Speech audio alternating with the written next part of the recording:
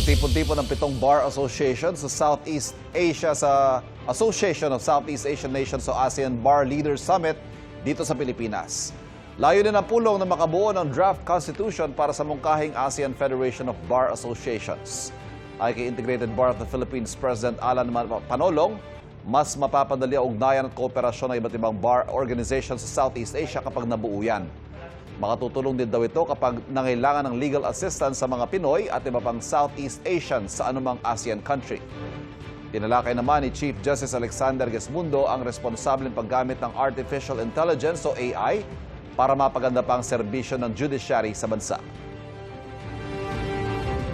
Treated not as a replacement for judicial reasoning, but as an assistive tool to improve efficiency, case management, and access to legal information.